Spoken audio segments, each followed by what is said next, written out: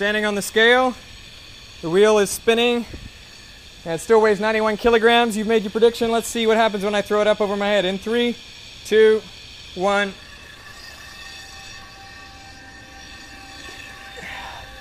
What do you think? I don't know about you, but to me it looked like a shaky mess.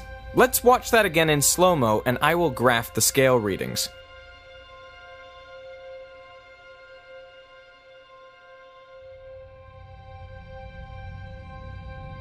As you can see, during the lift, the scale oscillates around 91 kilograms, the same as it read when I was stationary, so it seems the apparatus doesn't get heavier or lighter when it is lifted while spinning.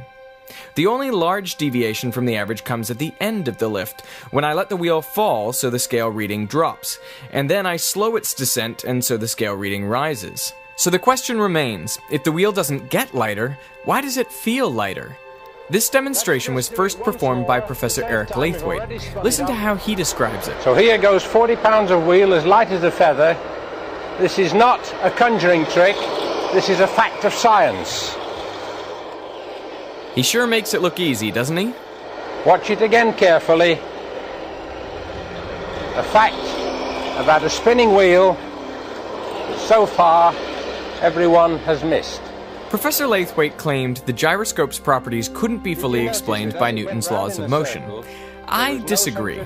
But in order to understand why the wheel feels so light, we first have to consider why it feels heavy when it's not spinning. So two-handed, that's as far down the shaft as you can hold it? Yep. Holding the shaft horizontally, you clearly need to provide an upward force equal to the downward weight of the wheel. But this is not enough, because with only these two forces, there would be a net torque causing the apparatus to rotate. So you need to create a counter torque in addition to supporting the weight of the wheel. This requires pushing down with one hand and pulling up with the other. And the upward force must be greater than the downward force by an amount equal to the weight of the wheel. So the force on each of your hands is significantly greater than the weight of the wheel.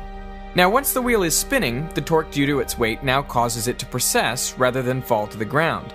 Therefore, no counter torque is necessary. You only need to supply an upward force equal to the wheel's weight, so it feels lighter. Now the trick to lifting the wheel over your head is to push it forwards as you release it. Laithwaite knew this.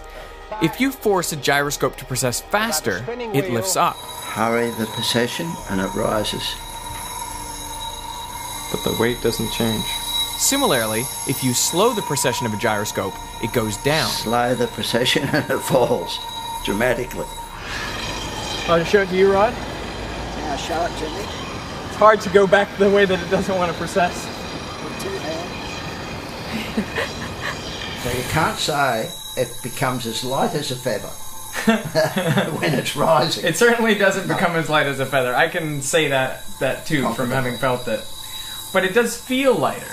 And I think maybe part of that has to do with the fact that I'm not having to counter the torque with my hand. You know, all I have to do is support the weight of the disc, but I don't need to provide any torque with my hand to counter that gravitational torque, which is what makes it feel so awkward when you're trying to hold it when it's static. When you apply a torque, as you were, then there's a force up on one side of the hand and down on the other side. And if you decrease the force on both sides, then it will actually feel lighter. It feels lighter without actually getting lighter. Yeah. What it does is to decrease the apparent weight that you're feeling.